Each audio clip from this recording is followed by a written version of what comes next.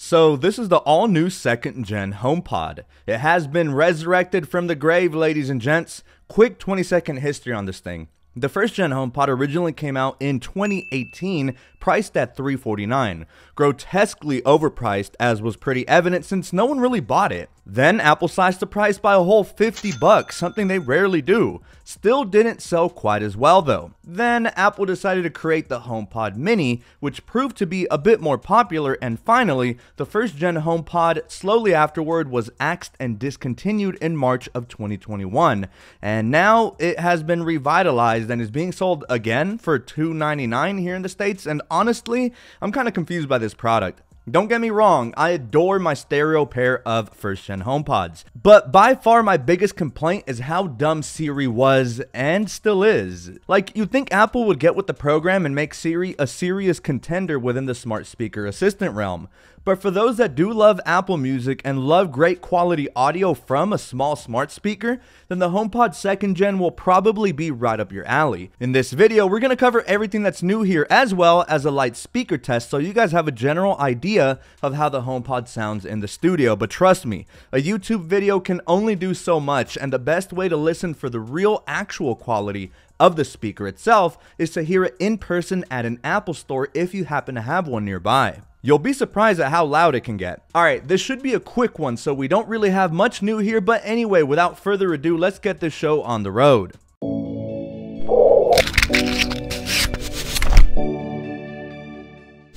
Alright, ladies and gents, in case you missed it, I did make a YouTube short on an unboxing of the new HomePod. If you want to check that out, I'll link it in the video description and attach a card at the top right. Okay, so as usual, let's start with pricing and availability on the new 2nd Gen HomePod. Overall, it looks nearly identical to the prior Gen HomePod, all but a few key refinements which we'll cover in just a second when we go over the design. But currently, the HomePod 2nd Gen debuted at an MSRP of $299, down $50 from the original MSRP of the 1st Gen HomePod, and comes in only 2 colors, white and midnight. Midnight being the new color, being upgraded from space gray, I think it was, on the prior model, but it more or less is the same color, just with a very, very tiny tint of navy.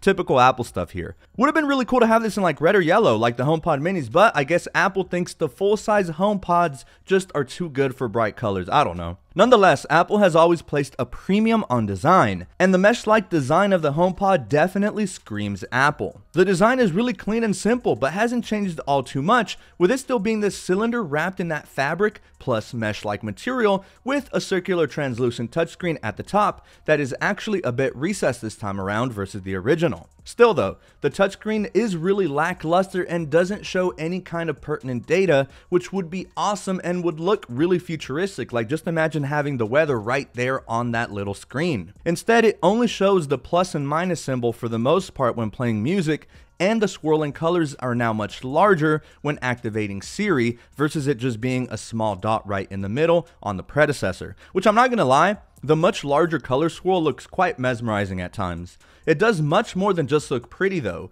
You can long press to activate Siri without having to summon her with your voice. You can tap to play and pause and things of that nature. One of the major changes to the design though is the fact that the power cord is now fully detachable. Before, on the 1st Gen HomePod, it still technically was detachable, but man did it take a ton of force and effort to pull it out and then attach it back. And honestly, Apple really never meant the user to disconnect it. But now, it's a breeze and is really convenient for whenever you want to carry your HomePod in a bag, or maybe while trying to loop the cable through your desk setup or something like that. It just makes transporting it a lot easier, and it makes it a little more versatile. The bottom of the HomePod 2 is now made of plastic versus silicone, which should alleviate some of the initial concerns of the 1st Gen HomePod that left white streaks, specifically if you laid them on a wooden table. Yeah, there was a bit of controversy back in the day on this very topic. Many users reported this issue initially back in 2018 when the first HomePod came out, so it's nice to know that the issue should be alleviated now with the differences in material. However, most users now in 2023 are still reporting the white streaks even with the new design, especially on the white model. So if this is a concern for you, you may want to place it on a non-wooden surface or get a coaster if you have to. The HomePod's bottom is also a lot flatter now, which should help with stability while sitting on a flat surface. Not that it was ever an issue, but you know, it's there. Most of the magic of the device is found on the inside, with it including a single large 4-inch speaker that faces upwards, while an array of 5 smaller tweeters are arranged around the bottom of the HomePod 2. Additionally, 4 microphones arrayed around the middle of the HomePod 2 are there to listen out for voice commands. Interestingly, this is a decrease from the OG HomePod, so in essence, 2 tweeters were removed and 2 microphones were removed as well, but the price is now $50 cheaper, so maybe a cost-cutting strategy? I'm not sure, but the sound quality still sounds excellent, and this is where the HomePod truly excels at. I've always said, if you want some punchy bass with clear vocals and loud volume levels and all in a compact package, then look no further. Especially if you're heavily invested into the Apple ecosystem like myself, the HomePod is perfect. Obviously, there are some major drawbacks, such as you must have an Apple Music subscription, so this can't be hooked up to Spotify, for example, or any other music streaming service, only Apple Music. Additionally, as I've stated before, Siri is still pretty stupid, with it lagging far behind its competitors such as Alexa or the Google Assistant. This is probably why the HomePod simply isn't as popular. For the speaker aspect, it's incredible with tremendous sound quality, but as far as the smart speaker, I don't know, it should be called a dumb speaker given Siri just does not impress me and others at all. But alright, before we look at some other new features, let me quickly test out the audio quality for you guys. But quick note, as I mentioned at the beginning, it's really hard to accurately portray the sound quality over a YouTube video. Nothing beats hearing it with your very own ears in person. So I'll try my best at different audio levels. And by the way, I want to give my boy Ken a quick shout out for producing these beats. If you like what you hear, I'll drop his social media handles in the video description. But here, be the judge for yourself.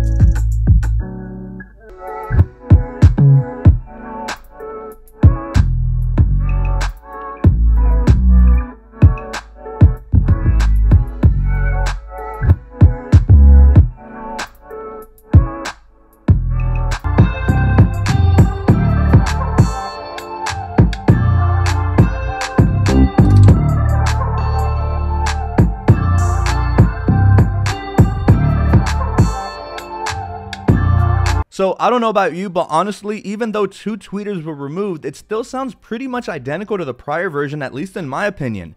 This is the kind of speaker you want to fill up an entire room, and you can double the decibels by having 2 and setting them up as a stereo pair. I absolutely adore having an entire concert while in the shower and having my stereo pair just blasting the latest Bad Bunny or headbanging to some Slipknot. Why not? But of course, not everyone is willing nor wants to pay $600 just to say they have a stereo pair. I understand this speaker is already extremely pricey just for one, but we do have a few more improvements that makes the HomePod slightly more worthwhile.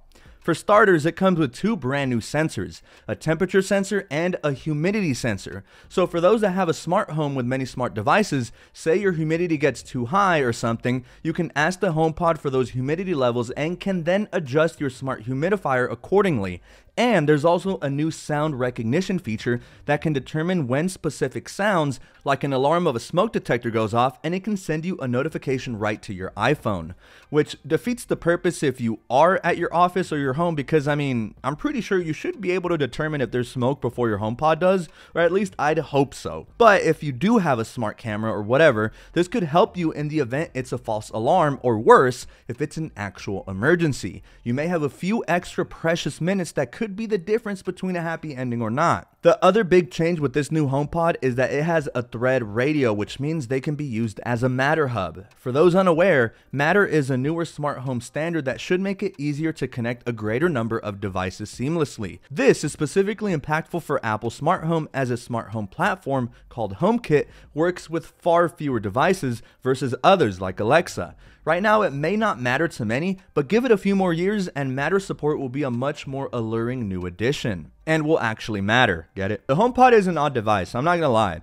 In 2023, it stands as one of the best sounding smart speakers currently in the smart speaker realm. This of course is subjective, but one cannot deny it's a really hard pill to swallow to drop $300 when there are other much cheaper alternatives that are nearly on its level audio-wise, and I'd say the majority of its main rivals are way smarter in regards to their respective digital assistant. But the reduction in price plus the new sensors is a welcome addition.